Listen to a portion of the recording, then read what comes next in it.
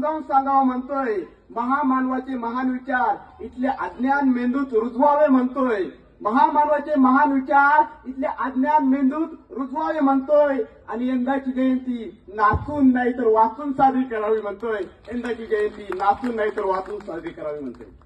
नवक्रांतीची मशाल पेटवून घराघरात ज्ञानाचा दिवा लावा म्हणतोय. नवक्रांतीची मशाल पेटवून घराघरात ज्ञानाचा दिवा लावा म्हणतोय. शोषित पीडितांच्या व्यथेचा जाहीरनामा परकडपणे जगासमोर मांडावा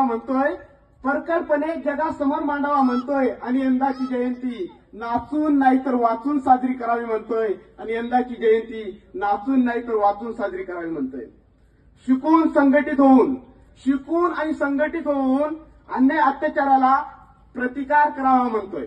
अन्याय अत्याचाराचा प्रतिकार करावा म्हणतोय आणि इथल्या अमानुष रूढी परंपरेला आणि अंधश्रद्धेला मातीत गाडावा म्हणतोय.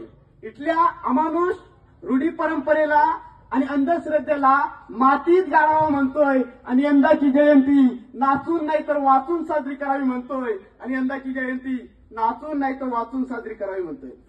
100 दिवस शेळी होऊन जगण्यापेक्षा एक दिवस वाघ म्हणून जगावं म्हणतोय. 100 दिवस शेळी म्हणून जगण्यापेक्षा एक दिवस वाघ म्हणून जगावं म्हणतोय. आणि शिक्षणाच्या वाघिणीचं दूध पिऊन गुरगुरावं म्हणतोय. आणि यंदाची जयंती नाचून नाही तर वाचून साजरी करावी म्हणतोय. आणि यंदाची जयंती नाचून नाही तर वाचून साजरी करावी म्हणतोय. बा भिवानी लिहिलेलं हिंदू कोड बिल सगळ्या माता भगिनींना समजावून सांगावं म्हणतोय.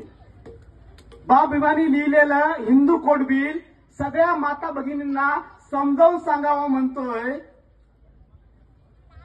जाती व्यवस्थेला लाटाडून माणसास माणूस म्हणून जगण्याचा अधिकार द्यावा म्हणतोय.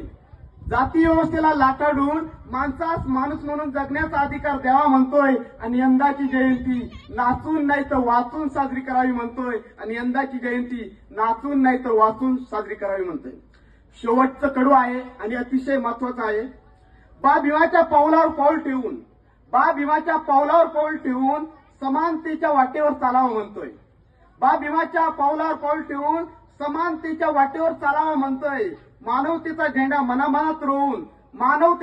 मनामनात रोवून समाजात नवक्रांती घडवावी म्हणतोय. आणि यंदाची जयंती नाचून नाही तर वाचून साजरी करावी म्हणतोय. आणि यंदाची जयंती नाचून नाही तर वाचून साजरी करावी म्हणतोय. धन्यवाद. जय भीम.